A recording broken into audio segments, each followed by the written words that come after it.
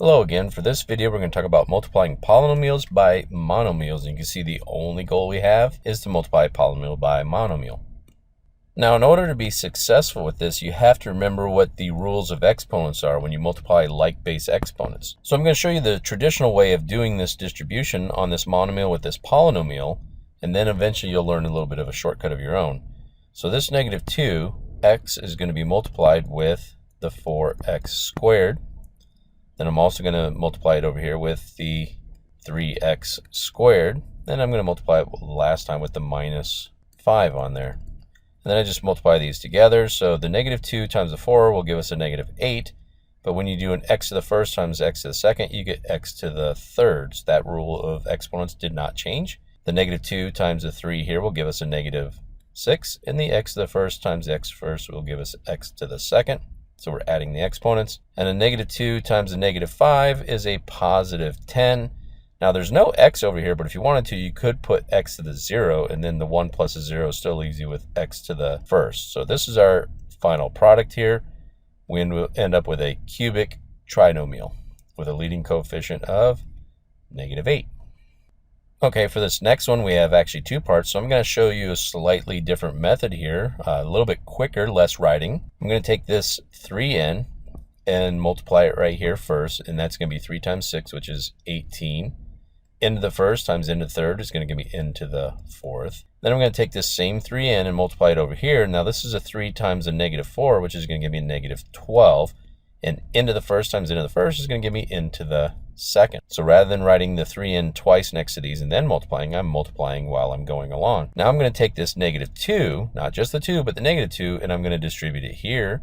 So negative 2 times 9 is going to give me a negative 18n to the fourth. And then the negative 2 times the negative 11 is going to give me a positive 22. And the reason I wanted to write it this way is because you can see we still have a couple of like terms here. So negative 18 to the fourth minus 18 n to the fourth is now going to give you 0 n to the fourth, which is no n to the fourth. So these two problems cancel each other out.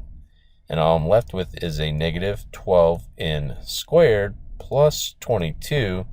So it looked like I was going to have a trinomial, but I ended up with a binomial, a quadratic, because of the 2 here. And my leading coefficient is negative 12. So this is the final solution. Okay, now we're going to solve an equation with polynomial expressions. The left-hand side here, there's really nothing you can do. There's nothing to combine. The right-hand side, you have to distribute first. So negative 2 times a p is negative 2p. And the negative 2 times a 3 is just negative 6. And I'm going to distribute a positive 3 here. So that's going to give me a positive 18 when I multiply there. And then when I distribute to the second term, I get a negative 90. Now the first thing I'm going to do is combine some like terms, so I'm going to keep simplifying. So the right-hand side, I have a negative 2 plus an 18p, and that's going to give me a positive 16p. And then I'm going to combine my negative 6, my negative 90, and that's going to give me a negative 96. Since I've simplified everything, I want to eliminate the variable that's on this side. I'm going to do that by subtracting. So I'm going to subtract 16p from both sides. I'll end up with a 0 minus 96 on the right, which is negative 96. And on the left-hand side, I'll end up with negative 32p. And then to keep solving, I want to divide both sides by negative 32.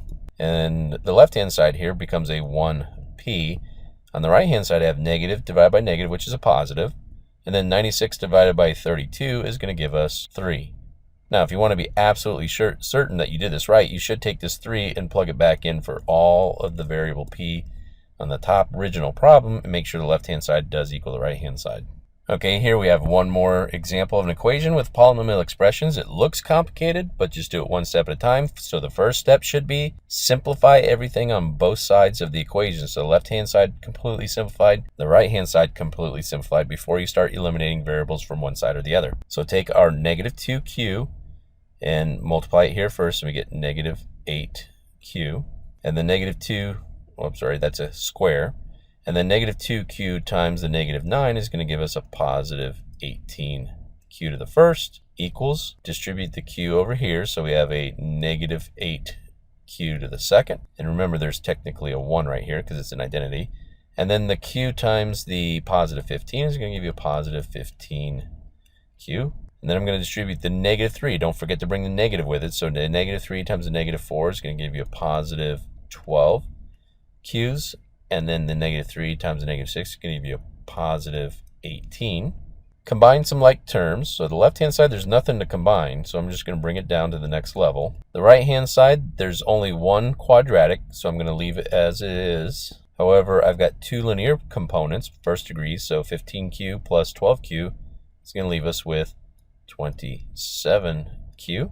And then the plus 18 has nothing to combine with. Now I want to start eliminating some variables. So the first thing I want to do is get rid of the q squared. So I'm going to add the 8q squared to both sides. And what happens is the q squareds completely eliminate each other on both sides. So now I have 18q is equal to 27q plus 18. Now I want to get rid of the 27q. So minus 27q minus 27q. And that leaves me with a negative 9q on the left and a positive 18 on the right. And now I just divide both sides by a negative 9. And when you divide by negative 9, you get a q equals. Now the 18 divided by this negative 9 is going to leave us with a negative 2. Now once more, if you want to be absolutely certain that this q value is negative 2, you should substitute it back in for every q in the original problem